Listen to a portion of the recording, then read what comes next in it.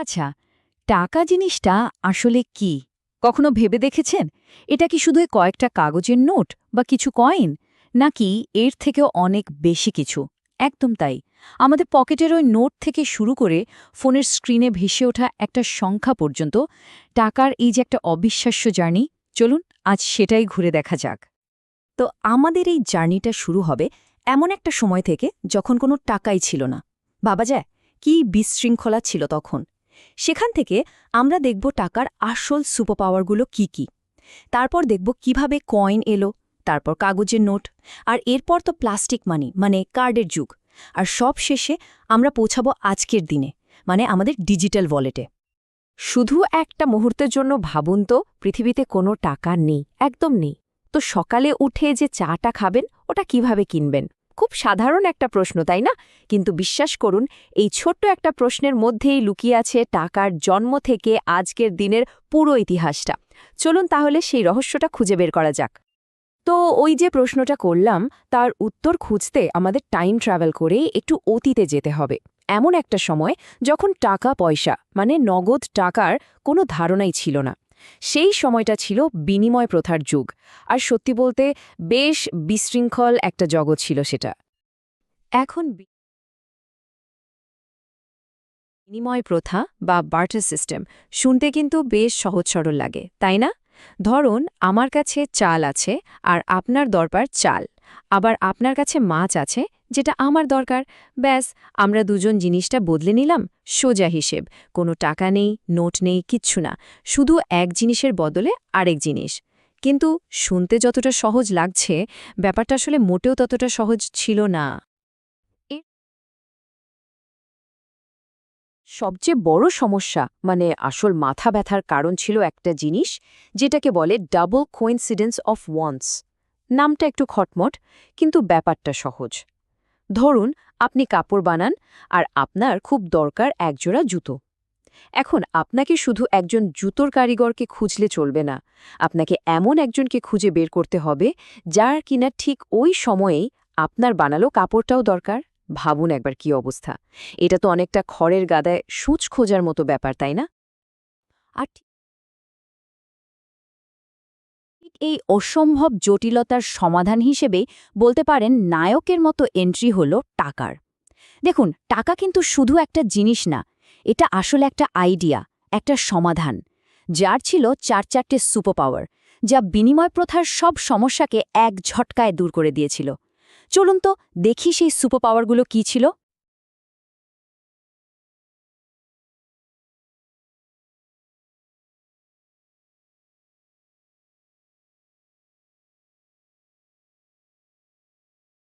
টাকার প্রথম আর সবচেয়ে বড় সুপার পাওয়ার হলো এটা একটা মিডিয়াম অফ এক্সচেঞ্জ বা বিনিময়ের মাধ্যম। মানেটা কি? মানে হলো এখন আর ওই কাপড় নির্মাতাকে পাগলের মতো সেই জুতোর কারিগরকে খুঁজতে হবে না যার কাপড় দরকার। তিনি এখন কি করবেন? নিজের কাপড়টা যে কারো কাছে টাকার বিনিময়ে বিক্রি করবেন, আর সেই টাকা দিয়ে যখন খুশি যেখান থেকে খুশি জুতো কিনে নেবেন। দেখলেন তো, কেনার বেচা দুটো একদম আলাদা হয়ে গেল। জীবনটা কত সহজ হয়ে গেল বলুন তো। এরপর আসা যাক দ্বিতীয় সুপার পাওয়ারে। টাকা হলো মূল্যের পরিমাপক বা ইউনিট অফ অ্যাকাউন্ট। আচ্ছা, বিনিময় প্রথার যুগে ভাবুন তো, একজোড়া জুতোর বদলে কটা মুরগি দেবেন, বা একটা গরুর বদলে বস্তা চাল। কোনো কিছুরই তো ঠিকঠাক হিসেব ছিল না। কিন্তু টাকা আসার সাথে সাথে সব কিছুর একটা নির্দিষ্ট দাম ঠিক হয়ে গেল। এই জুতোটার দাম ৫০০ টাকা আর ওই কাপড়টার দাম ২০০ টাকা। ব্যাস, হিসেব একদম পরিষ্কার, কোনো গোলমাল নেই। টাকার ৩ নম্বর সুপার পাওয়ার হল এটা স্টোর অফ ভ্যালিউ মানে মূল্যের ভাণ্ডার। ধরুন আপনি আপনার পরিশ্রমের ফসল জমিয়ে রাখতে চান। যদি চাল বা মাছ জমান তাহলে কি হবে? ওগুলো তো পচে নষ্ট হয়ে যাবে, তাই না? কিন্তু টাকা, টাকা তো আর পচে যায় না। আপনি আজকে যা আয় করলেন সেটা জমিয়ে রেখে পরের মাসে এমনকি পরের বছরেও ব্যবহার করতে পারবেন। এই যে আমরা সঞ্চয় বা সেভিংস বলি, তার পুরো ধারণাটাই কিন্তু টাকারই ক্ষমতার উপর দাঁড়িয়ে। আর ৪ নম্বর এবং খুবই গুরুত্বপূর্ণ একটা সুপার পাওয়ার হল টাকা স্ট্যান্ডার্ড অফ ডিফার্ড পেমেন্ট হিসেবে কাজ করে। মানে ভবিষ্যতে দেনা পাওনার একটা মাপকাঠি। সহজ কথায় ধার বা লোন। আপনি আজকে কারো থেকে টাকা ধার নিয়ে কথা দিতে পারেন যে আমি ১ বছর পর সুদসহ ১০,০০০ টাকা ফেরত দেব। বিনিময় প্রথার যুগে এটা ভাবাই যেত না। আজকের দিনে আমরা যে ব্যাংক, লোন, ইএমআই বা ক্রেডিট কার্ড দেখি, এই সব কিছুর ভিত্তি কিন্তু টাকার এই আশ্চর্য ক্ষমতা।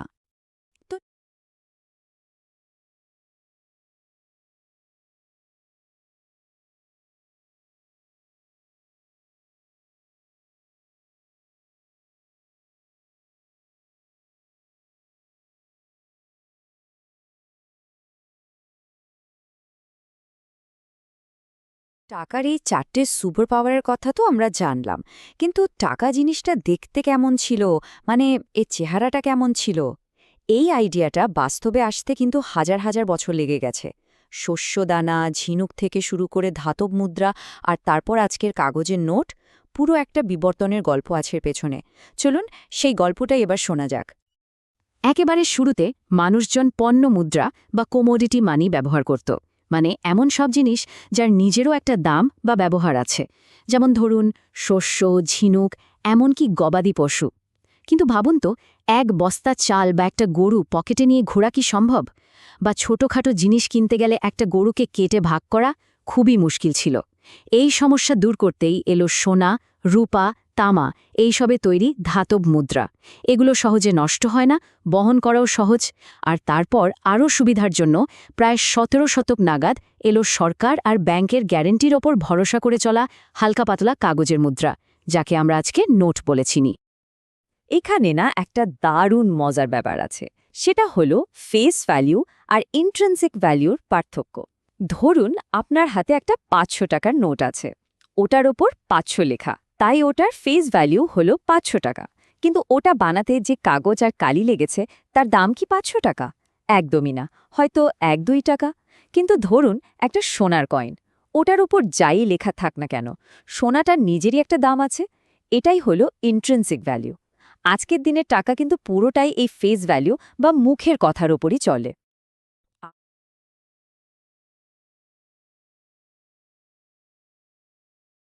আমাদের দেশে বা ভারতে এই যে আইনসিদ্ধ মুদ্রা বা লিগ্যাল টেন্ডার, এটা কিন্তু 2 রকমের হয়।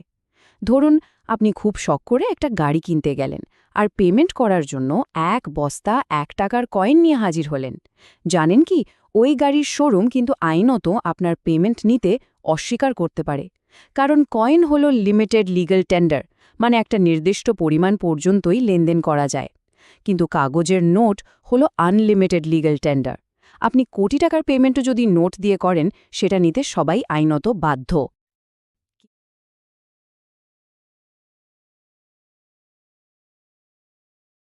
কিন্তু দেখুন, কাগজের নোটও তো আর সবসময় সাথে নিয়ে ঘোরার সুবিধের নয়, তাই না?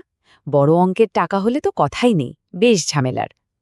আর ঠিক এখানেই টেকনোলজি আবার একটা বিপ্লব ঘটিয়ে দিল। টাকা এবার তার কাগজের শরীর ছেড়ে আশ্রয় নিল ছোট্ট একটা প্লাস্টিকের টুকরোতে। হ্যাঁ, ঠিকই ধরেছেন, শুরু হলো প্লাস্টিক মানি, মানে আমাদের পকেটের ডেবিট আর ক্রেডিট কার্ডের যুগ। প্লাস্টিক মানির আইডিয়াটাও কিন্তু খুব সিম্পল আর দারুণ কাজের। আপনার সব টাকা ব্যাংকে একদম সুরক্ষিত থাকবে, আর আপনার হাতে থাকবে শুধু একটা কার্ড। যখনই দরকার ওই কার্ডটা ব্যবহার করে আপনি আপনার টাকায় হাত দিতে পারবেন। মানে আপনাকে আর মানি ব্যাগ ভর্তি করে নোট নিয়ে ঘুরতে হবে না। ওই ছোট্ট কার্ডটাই যেন হয়ে উঠল আপনার ব্যাংক অ্যাকাউন্টের একটা স্মার্ট চাবি। এখন এই প্লাস্টিক কার্ডের মধ্যে মূলত 2 ধরনের কার্ড আমরা সবচেয়ে বেশি ব্যবহার করি, ডেবিট কার্ড আর ক্রেডিট কার্ড। এদের মধ্যে পার্থক্যটা কিন্তু খুব সহজ। ডেবিট কার্ডের নিয়ম হলো এখন কিনুন, এখনই পেমেন্ট করুন, মানে কার্ড সোয়াইপ করার সাথে সাথেই টাকাটা সরাসরি আপনার ব্যাংক অ্যাকাউন্ট থেকে কেটে নেওয়া হবে। আর ক্রেডিট কার্ডের নিয়মটা ঠিক উল্টো, এখন কিনুন, পরে পেমেন্ট করুন। এখানে আপনি আসলে ব্যাংকের থেকে ধার নিয়ে জিনিসটা কিনছেন, যা আপনাকে পরে শোধ করতে হবে। তো এই কার্ডের সুবিধে কি? অনেক। জীবনটা অনেক সহজ হয়ে গেছে, অনেক বেশি নিরাপদও, কারণ পকেটে একগাদা ক্যাশ টাকা নিয়ে ঘোরা ঝুঁকিটা আর নেই। তাছাড়া অনলাইন শপিং থেকে শুরু করে সব লেনদেনের হিসেব রাখাও খুব সোজা। কিন্তু এর একটা অন্য দিকও আছে, যেমন ক্রেডিট কার্ড থাকলে অনেক সময় খরচের ওপর নিয়ন্ত্রণ থাকে না, একটা বেশি খরচ করে ফেলার প্রবণতা তৈরি হয়। অনলাইন ফ্রডের ভয় তো লেগেই আছে। আর সত্যি বলতে অনেক ছোটখাটো দোকানে কিন্তু এখনও কার্ড চলে না।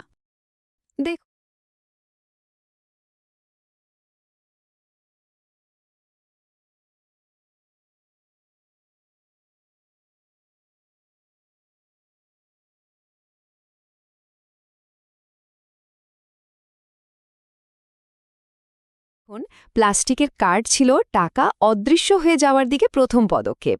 একটা কাগজের নোটের তুলনায় কার্ড তো প্রায় অদৃশ্যই, তাই না? কিন্তু এখন টাকা পুরোপুরি হাওয়া হয়ে গেছে। হ্যাঁ, এখন টাকা আর পকেটে বা মানিব্যাগে থাকে না, থাকে আমাদের স্মার্টফোনে। আমাদের মানিব্যাগটাই এখন ফোন। চলুন এবার আমরা প্রবেশ করি ডিজিটাল ওয়ালেটের এই আশ্চর্য দুনিয়ায়। প্লাস্টিক কার্ডের পর পরবর্তী ধাপটা ছিল টাকাকে সম্পূর্ণ ডিজিটাল করে দেওয়া। আর ভারতে তো আমরা এটার একটা বিপ্লবই দেখে ফেলেছি, তাই না? আমি ইউপিআই আর মোবাইল পেমেন্ট অ্যাপের কথা বলছি। চায়ের দোকান থেকে শুরু করে শপিং মল, সব জায়গায় এখন আমরা ফোন দিয়ে পেমেন্ট করি। টাকা এখন আর কোনো বস্তু নয়, এটা আমাদের ফোনের স্ক্রিনে ভেসে ওঠা কয়েকটা সংখ্যা মাত্র। তাহলে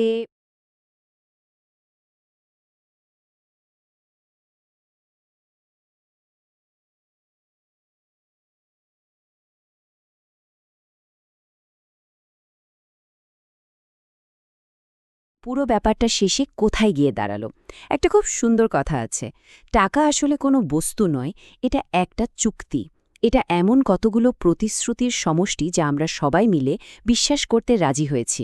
আর যতদিন যাচ্ছে টাকা যত বেশি অদৃশ্য হচ্ছে, এই কথাটা ততই সত্যি বলে মনে হচ্ছে। পুরো সিস্টেমটা চলছে বিশ্বাসের ওপর। তাহলে চলুন আজকের আলোচনাটা একটা প্রশ্ন দিয়ে শেষ করা যাক। যখন টাকা আর হাতে ছোঁয়া যায় না, যখন সেটা শুধুমাত্র আমাদের স্ক্রিনের উপরের একটা সংখ্যা হয়ে যায়, তখন টাকার সাথে আমাদের সম্পর্কটা কি বদলে যাচ্ছে? আমরা কি তখন খরচ করার আগে কম ভাবি, নাকি আরও বেশি সচেতন হই? প্রশ্নটা কিন্তু ভেবে দেখার মতো, তাই না?